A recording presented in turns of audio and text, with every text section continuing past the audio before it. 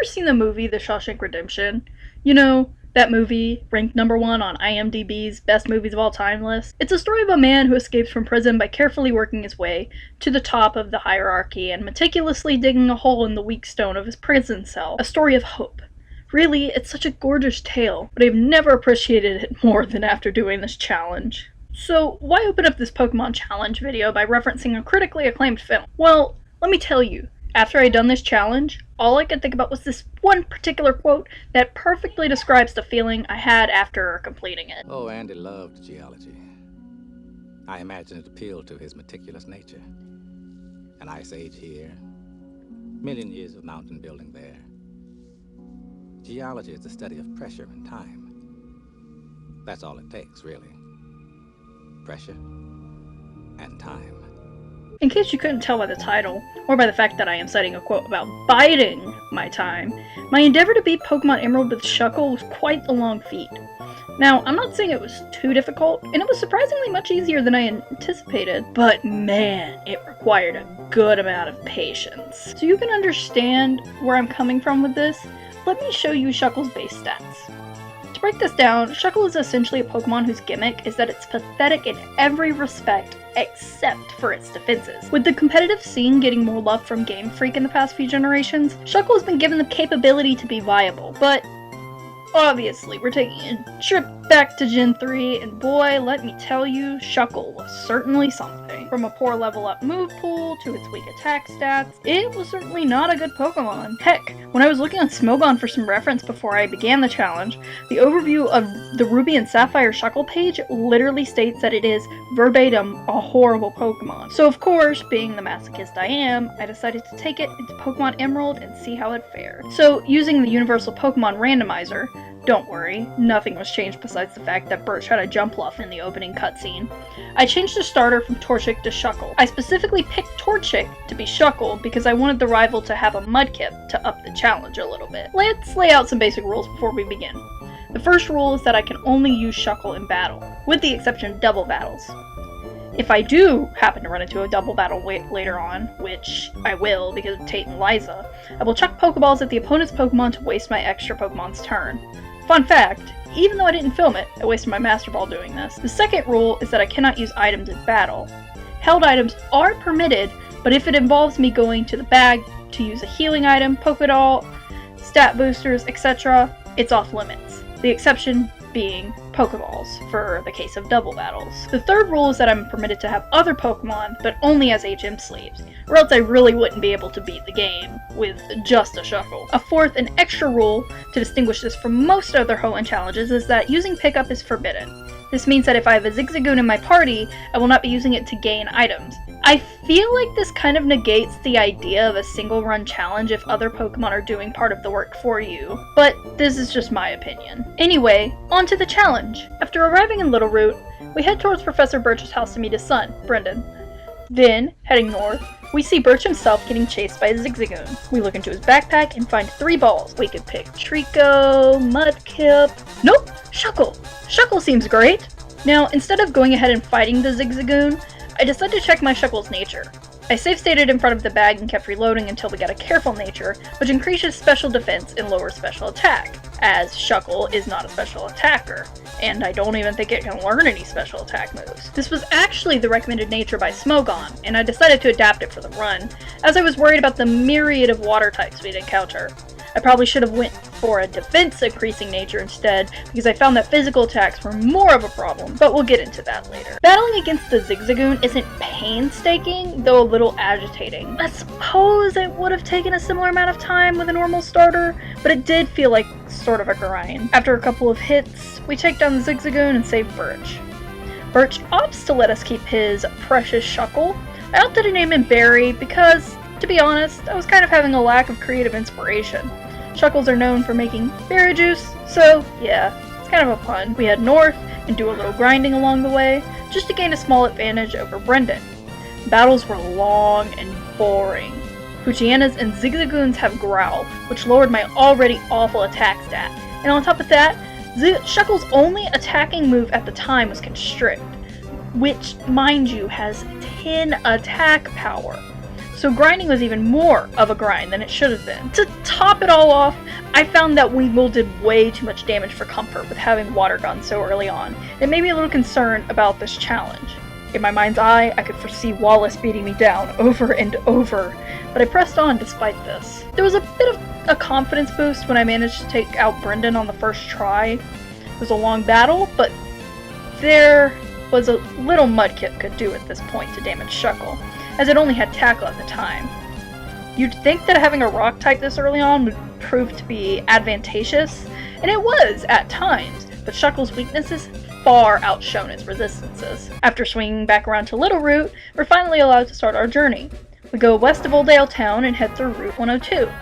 There were a few annoying battles due to Shuckle being so weak, and I even whited out on one due to my own negligence, but I wasn't recording during that time, so I don't have footage of it. Basically, youngster Alan had a level 5 Poochyena that would weaken my Shuckle a little and lower its accuracy by using Sand Attack. Then he would send up his Tailo out.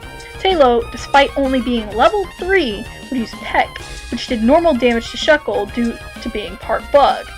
This racked up some major damage and eventually led to me whiting out.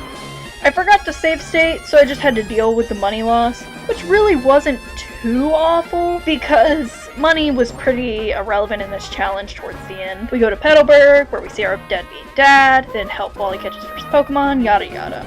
I mostly skipped all them filming story aspects because, let's be honest, we've played the Hoenn games 1,000 times over. I only filmed what I deemed necessary to be part of the challenge. On Route 104, we do a couple of battles. One notable one was with Rich Lady Cindy, one of the notorious rich people in this game that spam full restores on their Zigzagoons. It made wearing down health much more of a grind. Though by now, Barry had learned Wrap, which is far stronger than Constrict, and does chip damage in the turns after it is used. Though it is far less accurate at only 85 accuracy, which makes alternating between Wrap and Constrict a far more viable strategy. Heading through Petalburg Woods was a relatively simple process, though running back and forth between it and the Pokemon Center was a hassle. Granted, I should have used potions between battles, but PP was also a problem with how long the fights were. My patience was really tested whenever I encountered the first Aqua Grunt.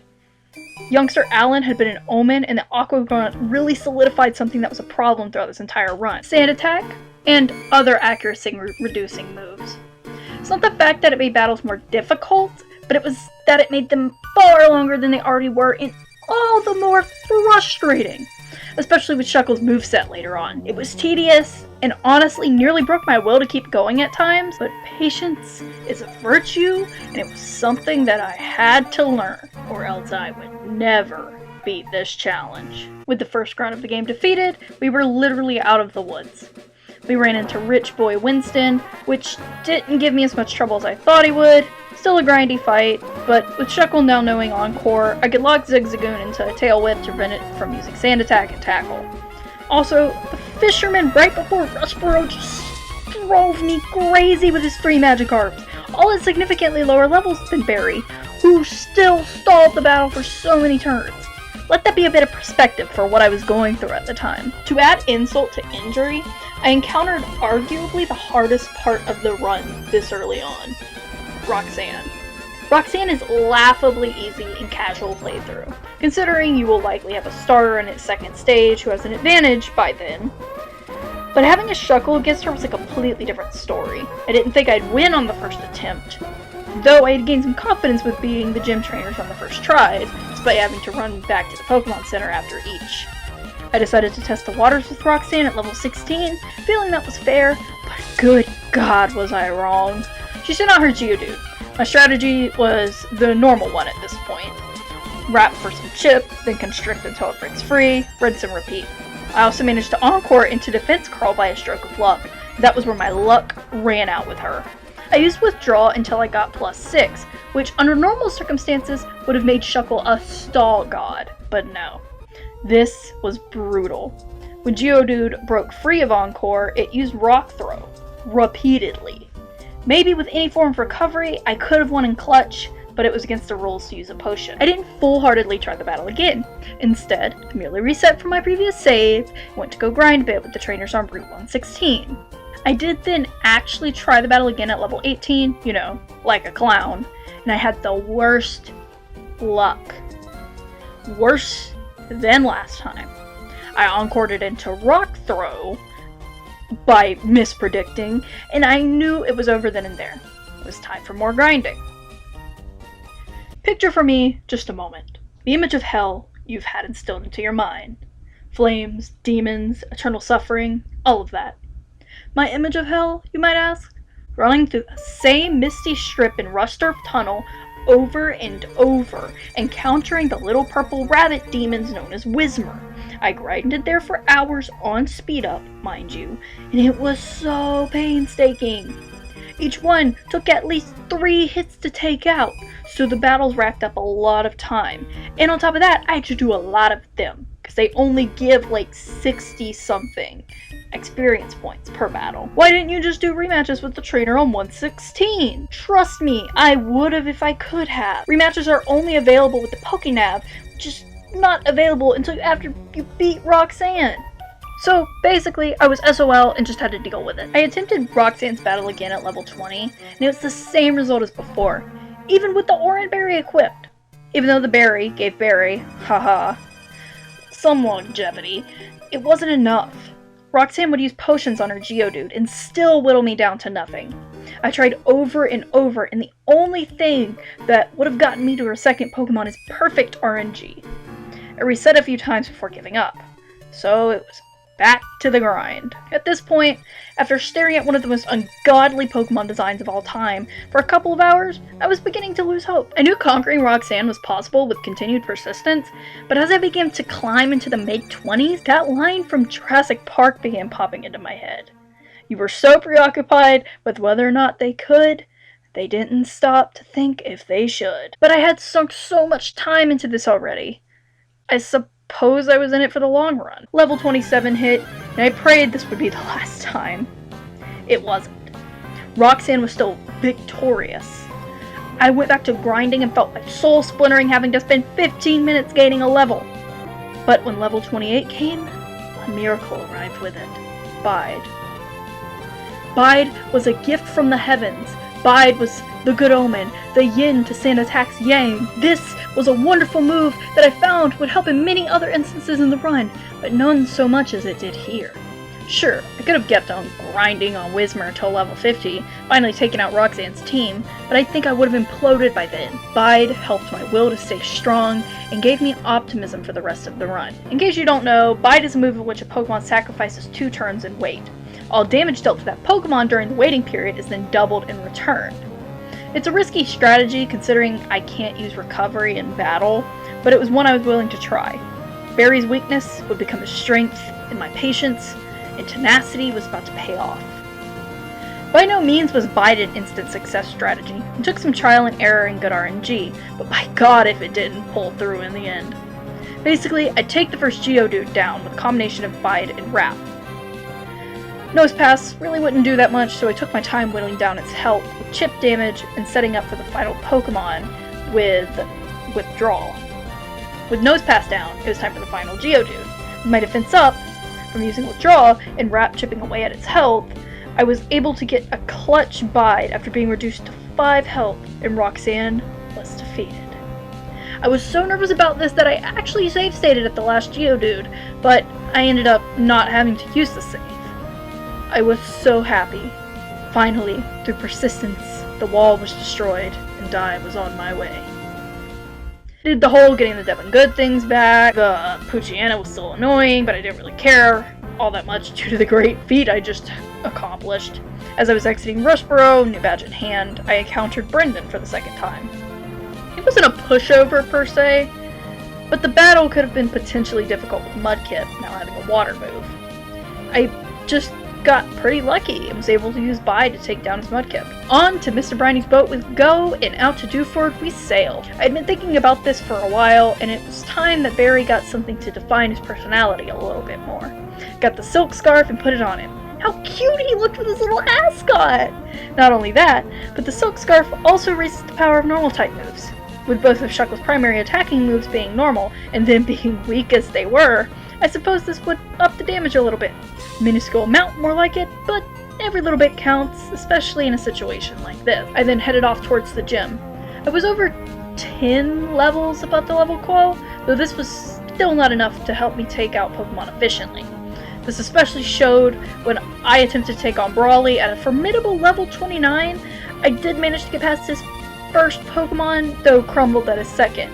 It was simply too much for Barry to handle at that time. Even with crazy high defense, Machop was still able to use Seismic Toss and do consistent damage. If I was struggling with Machop, then I knew I would not have fun in the slightest with Makuhita. With the gym being skippable for now, I headed off to give Steven's letter, then I had Bryony take me to the beach in Slateport, did some grinding there, inevitably ended up getting sent back to Dewford's Pokemon Center because of the water type weakness. The thought of Juan and Wallace kept looming over my head because of how poorly Barry would fare against water types. I was sort of worrying if this challenge could actually be accomplished. But again, I kept going. Nothing all that special happened with Team Aqua invading the museum. I gave the goods to Stern, headed north to battle some trainers. I attempted the infamous Route 110 rival battle and was able to get down to Brennan's Marshtomp, but by then, Shuckle was too weak to use our bide strategy, and Brennan could finish us in 2 hits. I tried it a few times, then gave up and went back to grinding. I was really beginning to feel the weight of Shuckle's inability to dish out damage. On Route 103, Aroma Lady Daisy proved to be a problem. She had a Shroomish that would use Leech Seed, which healed all the damage I could do while sapping away my health. I attempted this fight a few times before realizing that it was simply not possible without some firepower. I did have one trump card up my sleeve, something that I had been anticipating and waiting for Shuckle to get, but I would have to beat Brendan before that. He was the only thing that stood between me and a smooth run. I decided that Brawly was preferable to Brendan. I headed back to Dewford and took on Brawly again with my new levels. This time, I was actually successful after a few attempts. Machop whittled down my health a little, sure, but it went down easily. Meditite really wasn't a threat, as its only attacking move was Focus Punch, which could be easily stopped, and even then, it didn't do much to Barry at all. Makuhita was no pushover, but certainly not the toughest Pokemon we faced. Admittedly, I did save state in the middle of the fight and had to revert back to it after losing. This was a matter of not wanting to repeat the fight over and over until I got the proper RNG I needed. I find that a bit unnecessary. After some bide luck with Makuhita, it went down. Brawly was not nearly as tough as Roxanne, but was still a pain in the neck. All in all though, Brawly was defeated, and we obtained our second bad. It was then time I decided to head for Brendan's battle again with my confidence restored. Even though I lost, I actually did have a pretty fun time. It's funny what you discover when you do something brand new like this. See, I could get down to Marshtomp, and then I would use Bide. Then he would use Bide, and it was a funny little standoff. There was also an instance in which I actually bided and got hit with a water gun, which did major damage. Then, Marshtomp bided the next turn, and I was still biding before releasing the attack. Marshtomp then doubled the damage of my bide, knocking Shuckle's health down really low and resulting in me losing the fight. But I couldn't even be mad. I thought this was pretty amusing, out of all the annoying stall situations in this run, and a pretty unique one. After gaining a level, I went back to the fight and won this time with some clutch vibe reversal, similar to how I mentioned before. I was so relieved to finally get this battle over with. I whipped out that reverse Uno card, and now it was time to head north to Mauville. On Route 118, I decided to stop and do some pre-Watson grinding. Youngster DeAndre was the absolute bane of my existence. Zigzagoon lowered my accuracy with Sand Attack, which was awful. Not only that, but after finally managing to take down Zigzagoon, he sent out Aaron. My only 2 attacks do jack to it, and it also kept using Mud Slap and Headbutt, making it less likely for me to get a hit in. It was the absolute worst, and I lost numerous times to this fight. To make things even worse, I had the misfortune of running into Pokemon Breeder Lydia on Route 117. She had a Shroomish, and, well, Leech Seed galore. I couldn't keep losing to trainers 20 levels below me. Adding insult to injury, Wally was even a roadblock. It took me forever to take his rocks down, whereas in a normal playthrough, it should only take 2 hits. This was absolutely disastrous. I knew I couldn't keep going on like this. I knew I wouldn't make it this way. I knew that I would fail this challenge if I kept going like this. And then, stroke genius hit me, and I remembered something that I had planned in the beginning. I talked to the guy in front of Mauville Gym. He talks about rolling and rolling and rolling, and it was time for Barry to do the same, to roll through all of Hoenn with such incredible power and speed that nothing would stop him. It was time for Whitney to shed a proud and fearful tear. It was time for rollout. I hadn't really expected much from giving Shuckle rollout. In fact, I was so worried that it wouldn't be able to be viable that I replaced Withdraw so that I could keep my chip damage moves. Boy, was I wrong. From here on, it was a slaughter. I didn't get Watson on the first time due to poor planning, but grinding was much more efficient now that I could relentlessly sweep everything in my path. I only had to gain one level and have a Cherry Berry in hand, and Barry himself took care of the rest. Watson was out of commission after only about 4 attempts. Mostly it's just RNG with if you get paralyzed or not, if Rollout decides to miss, but my first attempt after doing some training went smoothly. A quick thing to note before I keep on being dramatic is that Barry gained a pivotal move between the attempts, that being Rest. Rest is without a doubt one of the most important parts of the run. I've seen many Emerald Challenge attempts ended by the lack of a recovery method, especially for a bulky Pokemon like Shuckle that can certainly take some hits. It makes the Pokemon much more viable. Anyway, back to being my dramatic self. The Windstrait family didn't see it coming. Total annihilation. Although the Elder fought well with her Meditite being resistant to rock. This, combined with my Watson experience, also helped me to see some glaring flaws in my strategy. Although Rollout can be a powerful move, it is still Shuckle, and it takes a few turns to really crank up the power. There's also the possibility of it missing or Shuckle getting flinched or paralyzed, which makes it sometimes unreliable. The thought of accuracy drop still lingered in my mind as well, although for now, Rollout was doing well. Route 111 and Route 112 are pretty uneventful except for youngster Dylan, who put up a pretty good fight with his errand. I could still see those glaring flaws with Rollout, as Shuckle was getting fairly low on health by the end of the fight. After resting a bit at Fall Arbor, we head down south to Meteor Falls to save Professor Cosmo. Lucky for us, Team Aqua swoops in and saves the day for us, so Barry gets a bit of a break. Well deserved, as we still have a long road ahead of us. This time, we're able to access the cable car on Route 112, and we find Team Aqua and Team Magma duking it out on Mount Chimney. The grunts are pushovers, though Maxie is nothing of the sort. You'd think being 20 levels above his team would help, but nope. It's not even his whole team that's the problem. It's just his Mightyena. If I were to make a tier list of annoying Pokemon for this run, Mightyena would certainly be an S. It opens the fight with an Intimidate, dropping Shuckle's already bad attack, uses Sand Attack to lower Barry's accuracy, and inhibits his ability to roll out. I had to attempt this fight a few times before I got good RNG and was able to roll out the Mightyena to death and take out the Zubat, and finish Maxie with a devastating, fully charged blow to his Camerupt. With Team Magma subdued for now, we head to Lava Ridge Town, see some grannies in the hot springs, and head to Flannery's gym. It's true that Lava Ridge is a relaxing place, as we caught a huge break with this battle. It was first try, and really nothing to write home about. Not even her Torkoal and its annoying attract was enough to stop me. Though, I appreciate the sentiment. This battle could be potentially annoying with bad RNG, but not devastating. Barry, being the absolute beast he is, at a whopping level 45, probably could have taken it out in a few tries if he had gotten stuck. Next, we head to Dad's gym. I don't expect too much because of our advantage over normal types. The gym trainers absolutely crumble, but Norman, the absolute dad himself, refuses to give in. Not only does he open with an absolutely annoying teeter-dancing Spinda that trumps our ability to use an effective rollout sweep, but his slacking also has counter, which absolutely destroyed Barry when he managed to get a hit in. This happened twice, once when slacking was in the red. I had to rethink my strategy. I noticed that I had gotten cocky and neglected to fully bring out Barry's potential with held items, so I headed to the Trickmaster's house. After conquering a few of his puzzles, I obtained the Hardstone, which was significantly more useful than the Silph Scarf ever was. Sorry, cute ascot, you have to be replaced with a manly crest. I headed back to fight Norman. I danced with Spinda for a bit, vigilantly fought his Vigoroth, and then it was time for slacking. In the grand scheme of this fight, the Hardstone was probably worthless, though it was good to have it on me. Luckily, Norman just decided to be stupid that day and not use counter, and by then, it was rendered useless. Carefully tiptoed around the strategy, and eventually managed to build up rollout powers to defeat the beast.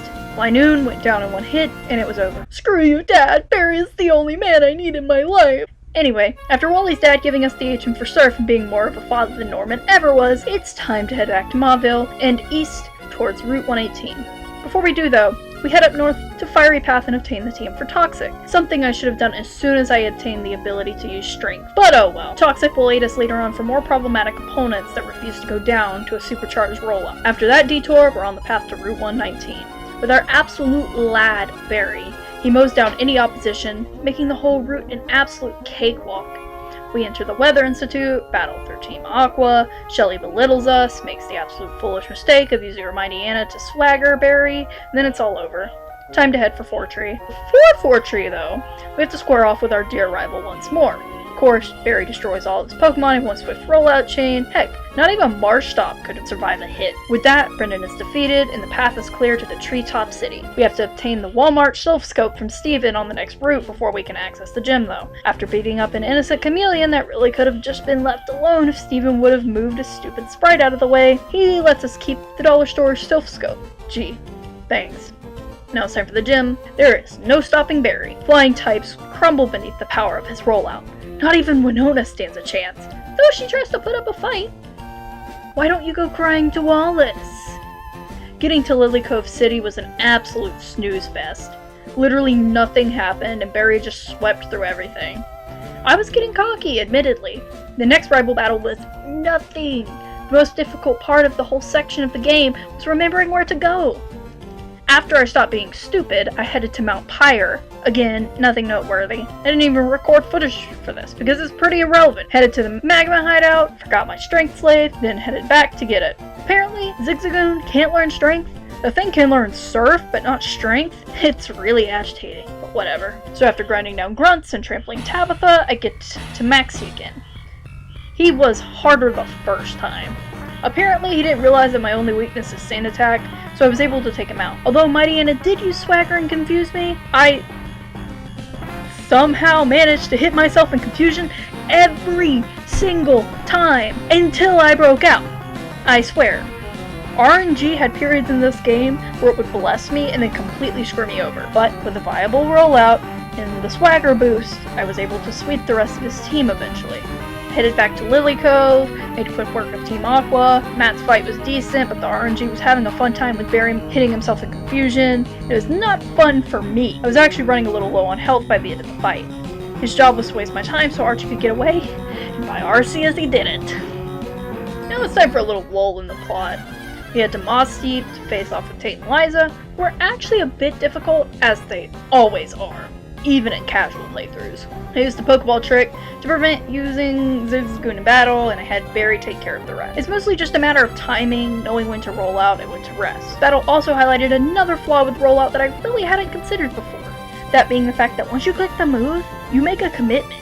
Rollout is great, but you're locked into it until you're prevented from using it or it has run its course. This is problematic for my primary attacking move, and this proves that I need to be more strategic with my timing. I did end up beating the Brats after a few attempts with good RNG, though I think if I would have taught Barry Toxic that things would have been easier in the home stretch. The difficulty of the fight is an indicator that we are indeed in the end game now. So now that those two are taken care of, it's time for us to beat down Team Magma at the Space Center with Steven. Maxie questions himself and his motives, then heads out, and we do the same with our new Dive HM, and we pursue Team Aqua in the Seafloor to Cavern. Not much happens, but I do beat that stupidly difficult yet simple strength puzzle on the first try with speed up on. So be proud of me. I can't even do that in my casual playthroughs. I have to look up a video every time and it's just so... Anyway, we scoop up the team for Earthquake, which is going to come in play at a later time. We take down Archie like he's nothing, he awakens Kyogre, gets berated by his ex, then we head out to see what a mess they've made of the world. And apparently it's the job of a 10-year-old and her Shuckle to fix it all. Head to Sootopolis to witness the world's most unfair battle, talk to Wallace, go to the Sphere Pillar, awaken Rayquaza, Big Space Lizard yells at the Box Art Legendaries and they back off, Maxie and Archie show remorse, leave, and now, after that inconvenience, I can finally challenge the 8th gym. I was dreading this gym. The reality of being so close to the end and our weaknesses really showing through was something I was afraid of. Had this all been for nothing? Would we crumble? Would this challenge be over? There was only one way to tell. Keep going. So my first few attempts ended in a complete failure. I hardly even made it past one stupid love disc. Kept using Attract. Here's to wishing that Barry was a girl, but oh well. It's far too late in the game to worry about it now. Though optimizing this run would probably mean resetting for a female, but we've dug our grave, and now we've got a lie in it. I was beginning to realize that brute strength alone couldn't win this fight. I did what I should have done a long time ago and got rid of Rap for Toxic. This would help with bulky water types and give Barry a chance to do damage even when he was immobile. I also gave him a Chesto Berry so that he could wake up quickly when resting for help. I'm not saying Toxic didn't help in this situation, but it is funny to me that every time I come up with a new strategy, I get completely derailed. In my successful attempt, I actually managed to get 2 rollouts off on Love Disc, and once decided to switch Wishcast for resistance. I managed to get a couple of rollouts off to finish it off, then took out Celio in one hit, then the same for his Crawdaunt with the now fully powered rollout. Love Disc was out, but it was probably hit with a Toxic, then stalled. Now it was just Barry and Kingdra. Dear God, this was the most agonizing matchup in the whole run. Not the hardest, but the most agonizing. Juan's Kingdra is a bulky sweeper set, and it showed. The purpose of the set is to get up the double team to avoid moves, and Water Pulse and Ice Beam for damage and Hacks risk. Fine and dandy. I can counter all these things with no problem. I can get a Toxic off on it and just rest the damage away. Except for one thing. Kingdra had the same idea. It was a standoff of who could keep resting and resisting the damage the other gave it. I couldn't roll out because of its evasiveness was too high, and it kept sleeping off my Toxic. It got so bad that it came down to Kingdra using Struggle, which was actually doing way too much damage for comfort. Kingdra was hardly getting any damage back because Struggle only did 1/4 of the damage to the user that it did to the opponent, so essentially I was going to die to Struggle. How insulting. Not I said. I had been patient, and all I needed was some meticulous workaround, and I knew I could defeat Juan once and for all. I was able to get off maybe a bite or two to return the struggle damage, but Kingdra's evasiveness was far too high for me to consistently get moves off. It got to the point where I had to use up all my power points too, and Barry was struggling. However, this was where Juan dug his own grave. I couldn't take recoil damage because I couldn't hit it. Kingdra was gradually killing itself off, and Barry had just enough bulk to take it. He eventually finished the battle with a crit struggle, and victory was ours. With all 8 badges in hand, it's time for Victory Road. But not before one last encounter with Wally, the frail boy we helped to grow stronger. And grown he had. It actually took me a few attempts to do this one, mainly because of Leech Seed. It wasn't a threat anymore because of Healing Chip that was taken care of with the exponential damage growth. Toxic problem lied in the fact that Leech Seed did so much to Barry that I would have to constantly rest in order to heal the damage.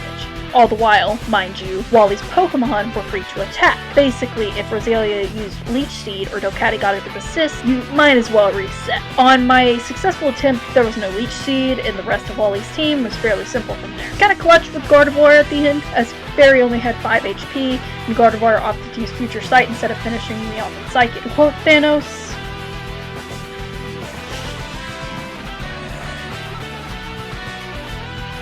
Wally's Mercy was his downfall. I was able to Toxic Gardevoir, kill the synchronized poison status, and stall the rest. After going back and healing, it was a straight shot to the league. When I got there, I healed, and for some ungodly reason, I sold everything that wasn't a healing item or a held item? I acted like I was going to march right into the Elite Four and beat everything first try, even though I knew I wasn't. This was especially hindering when I had to go explore for items later. I didn't have any repels or escape ropes. Really screwed myself on that one, huh? So with 10 full restore spot, HM slaves deposited, badge check done, and Barry at level 62, I was ready to test the waters. I knew this wasn't going to be a cakewalk, but I wanted to gauge how much I needed to grind for at least Sidney. And, well, the prophecy was coming true. His first Pokemon was a Mightyena with Sand Attack. This little fact hurt me for the rest of the battle. For one, my attack being lowered by Intimidate, that's a given. But also, not only did it have an accuracy lowering move, but Swagger, which I knew would end up screwing me over despite the helpful gain in attack. Even when I did manage to take down that dumb dog, Sidney would finish me with Crawdaunt. I gave it a few tries, but I realized it was going nowhere. So first Elite Four member, and I'm already screwed.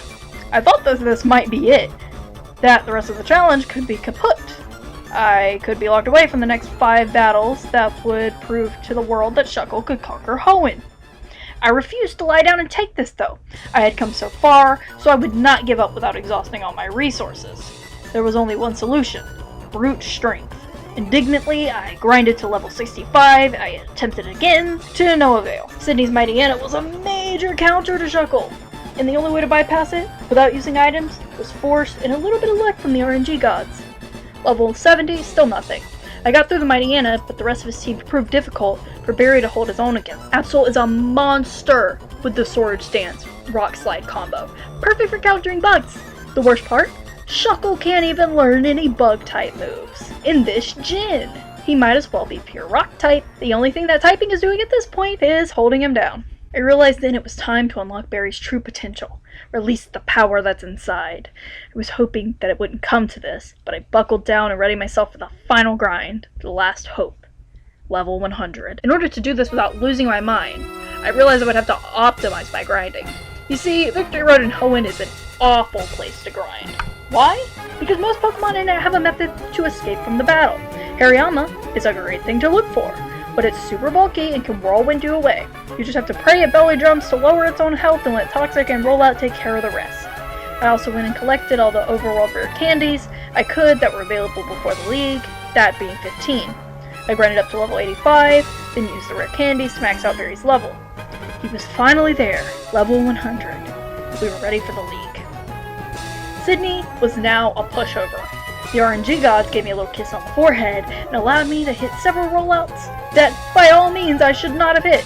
Dear Barry just swept his team and left Sidney in the dust. Now it was on to Phoebe, the Ghost Master. Something I was immediately worried about was her first Pokemon, Dusclops. On its own, it wasn't that much of a threat, but with it carrying Curse, that was a different story. Basically, if it set up a Curse, Barry was screwed for the rest of the battle, as it would not be able to keep healing from it. The main strategy was to just pray that it didn't Curse before Barry knocked it out. Luckily though, on my second attempt, I was able to take it out and finish the rest of the team. Sableye was really the only other threat, as it could do major damage with Nightshade. But I got pretty lucky with Phoebe being stupid, and the rest was history. Glacia was an absolute joke, as I expected she would be. She could hardly do anything to Barry, even with water-type moves from her Celios and Walrein. By the time I got to them, Barry had charged up enough rollout power to shatter her ice, though Glalie was a little annoying, but that was just bad RNG. Guess I had to repay the RNG gods for the mercy they gave me with Sidney. Drake was a similar story. With most of his dragons being part flying, there was little he could do to stop me. Even though his Kingdra set up a smokescreen, Barry did not crumble. This challenge is the only time I think I'll ever see a Shuckle take out a Salamence with a fully charged rollout. Even with Flygon being resistant to rock, it only took 2 hits to bring it down. The Elite Four was now done and over with. I restored all of Barry's moves for the challenge that lie ahead, and the thing that I've been dreading the entire playthrough, ending of many Emerald challenges. Wallace. I was feeling pretty confident at this point that I could finish this off, but I also didn't let my guard down. This could go sour very fast, and my journey may well stop here. And, well, it was nothing! The battle actually started pretty well. I don't know why I didn't anticipate the water spout from Wailord. Having to commit to rollout was actually what killed me in the first attempt, but by the second, I had this challenge done and done. Rollout absolutely destroyed everything. Heck, with a crit, it even took out my Lodic, a very bulky Pokemon, down in 1 hit. Tentacruel was the only thing I really worried about because it was the only true threat with having Toxic and me having a move that prevented me from healing freely that I had to dedicate myself to. But really, besides that, it was free. Wallace didn't stand a chance. After finishing him off, Brendan comes in to get some advice too late, and we head into the champions room. Barry was finally a champion, the king of the Hoenn region. He had showed the world he could in fact conquer Pokemon Emerald on his own. Me and him alone on display in the Hall of Fame, the credits roll, the game is finally finished. Alright, it's not. You all know the final thing to do in Pokemon Emerald, and that is face the true champion of the Hoenn region, Steven Stone. There was no preparing I needed to do for this, as all the grinding was done, and now it was a simple, true test of our tenacity and strength. This was the final fight that would crown all of our achievements. Using my HM slaves, I headed towards the deepest reaches of Meteor Falls, and found him standing there, staring at a wall. He defends himself against the accusation that he's a rock maniac, even though I didn't say that. It's in your name, man. Just calm down and accept it. You can't help it. Whatever, though. Now is the time to show him who truly knows the strength of rocks. I didn't expect to win first try, and trust me, I didn't. I attempted this fight many times. Toxic stalling was out of the question for all but 3 of his Pokemon, and it was reliant on brute strength at this point. His Skarmory was the real problem at first, but with some workaround and careful timing, I could get past it. That was all fine and dandy, and it got me through about 4 of his Pokemon. But then I faced my major roadblock, Metagross. Metagross was an absolute monster. Each time it would hit Barry with Meteor Mash, it would take over a quarter of his health. There was no possible way I could heal off all the damage it was dishing out, especially with the added chance to raise its attack. Even biting proved to be fruitless, as Barry would either faint before it could unleash its energy or be so low on health that it could be finished off afterward. I was so worried about this. Even after teaching Barry Earthquake in place of Bide, I could still hardly do anything to Metagross.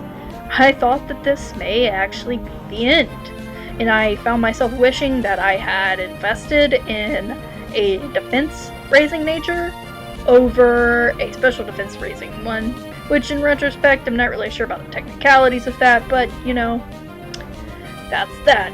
We were too far in to be regretting that now. I actually had to do some soul-searching. Had to think about the very principles that this challenge was founded upon, and that's when it dawned on me. I had forgotten my roots. I had gotten so cocky and caught up in Barry's monstrous strength with rollout that I completely stopped caring about the meticulous nature of planning that I had had to do. The timing, the skill.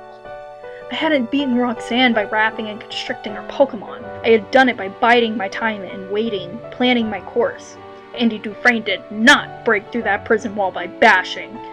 He chipped away at it over a course of years. I needed to do the same. I decided it was time to get back to the basics. I left Meteor Falls and scooped up a heart scale. I took it to the move reminder and replaced Toxic with Withdraw. It may seem like a stupid move, but with Toxic only being useful against 3 of his Pokemon, Armaldo, Credilli, and Claydol, and some patient planning with Rollout being able to take them all out, I decided that I didn't really need it. I went back and everything fell into place. I set up 6 withdrawals on Skarmory, and with Tenacity on my side, I finally conquered Steven. Metagross could hardly do anything, even with any Meteor Mash attack boosts. Sure, special defense drops were concerning for when it decided to use Psychic, but Barry managed. The rest of his team went down easily, and with that, Steven was defeated and the challenge was complete. Barry is now officially, unconditionally, the king of the Hoenn region. Now for a recap. Question of the video. Can Pokemon Emerald be beaten with only a Shuckle? Yes, it can. In fact, it can be done quite simply with a lot of patience. Dramatics aside, at the beginning, I really wasn't expecting this challenge to be impossible. You know, there were some low points that I was kind of like, ugh. But I did expect a lot more roadblocks than there actually were. The true challenge of this was not the difficulty, but whether or not you were willing to sit there and grind a Shuckle up and stall and all that mess. Patience, patience. I'm gonna be honest here, I've made a lot of jokes about patience and stalling and yada yada, but in reality, this challenge really only takes about 10 to 15 hours, provided that you use speed up and save states like I did. If you have qualms about my using save states in the middle of battle, then I apologize, but I'm not gonna even front about it. I found it pointless to keep doing the same battles over and over praying for good RNG. I probably could have done this without mid-battle save states, but they were just there as a failsafe. I didn't want to sink an immense amount of time into this when I had the resources available to me. Work smarter, not harder. Anyway, I hope you enjoyed. Leave a like, comment, subscribe. Suggest another challenge for me in the comments below. However, the next challenge I have planned is the Get on a Good Sleeping Schedule challenge because I stayed up multiple nights making this video. And I anticipate that it's going to take another night to edit. Until next time, this is Lesser Perch Pink, signing off, grinding to the top. I'll see you in the next one.